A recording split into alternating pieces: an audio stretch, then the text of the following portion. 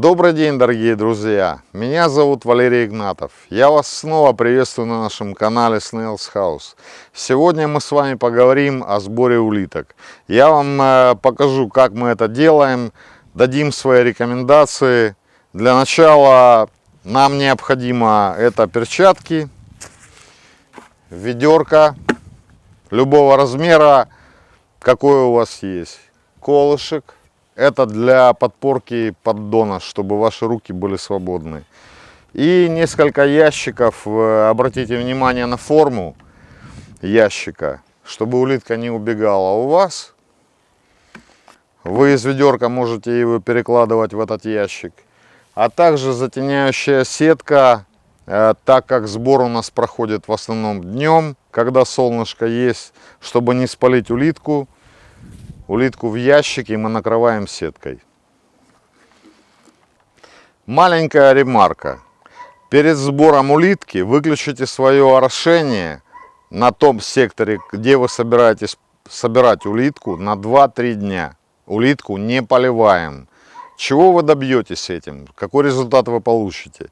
Ваша улитка потеряет на поле уже 10% перед сбором. Соответственно, те люди, те фермеры, которые нанимают людей для сбора, переплачивать за лишний вес не будут. Приступаем к сбору улитки.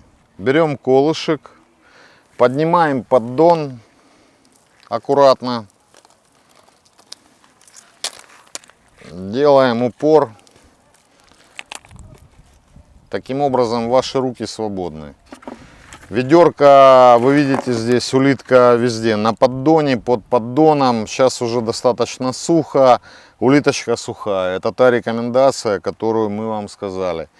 Мы не включаем орошение за 2-3 дня до сбора.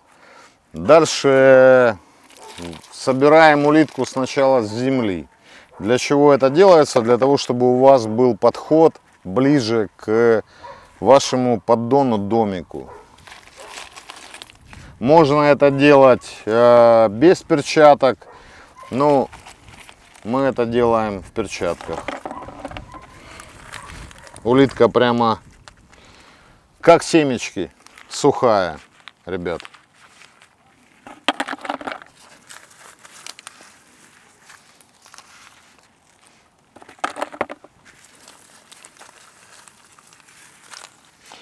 Конечно же, может попадаться улитка и недорощенная, так называемый второй сорт. Мы ее тоже собираем с поля. Это добавляет как бы лишних движений. Понятно, что эта улитка может сразу не пойдет на рынок на продажу, но уже времени ей дорастать некогда, поэтому мы собираем все подчистую. Не берем только улитку, которая размером меньше 25 копеек и, естественно, без козырька. То есть это улитка, которая не первый класс. Все остальное выгребаем под ноль.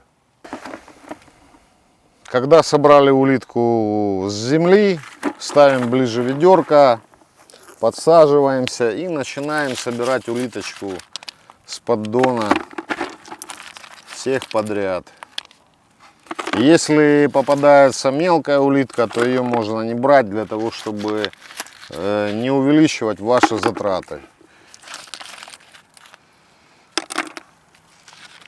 Улитка везде, видите. Чем мы хотели дать еще видео по конструкции нашего поддона домика, но, к сожалению, из-за большой загрузки не получилось. Сейчас можем совместить. Обратите внимание, ножки, сплошная доска, здесь у нас идет разрыв, видите, разрыв. Многие скажут, что это для улитки, чтобы она быстрее вылазила. На самом деле мы этот разрыв сделали для того, чтобы удобнее было поддоны складывать и раскладывать. Это тоже экономия ваших средств.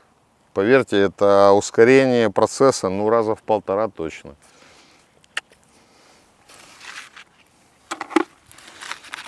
И дерево мы используем сосну, ребят. Только сосна. Это такое дерево, на которое улитка налазит с удовольствием. Остальное все либо дорого, либо не работает.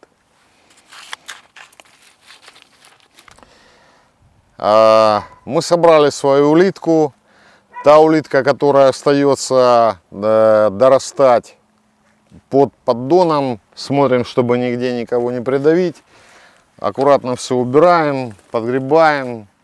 Все, расти большой, не будь лапшой. Вы видите, это затеняющая сетка. Верхний ящик у нас накрывной, чтобы улитка не убежала. Вы можете так спокойно его оставить. Ну, главное, чтобы ультрафиолет не попадал на улиточку. Это наш урожай, ребятки. Кто-то скажет, почему не полное ведро. Это еще одна рекомендация. Улитке же надо дышать. И время сбора такого ведра может занять там, от 3 минут до 5, в зависимости от того, насколько ваша улитка выросла. Поэтому рекомендация: не насыпайте полное ведро. Дайте улиточке возможность подышать. В следующем видео мы покажем, как чистит улитка кишечник, сколько времени это занимает. В общем, оставайтесь с нами, друзья. Подписывайтесь на наш канал. Дальше будет круто.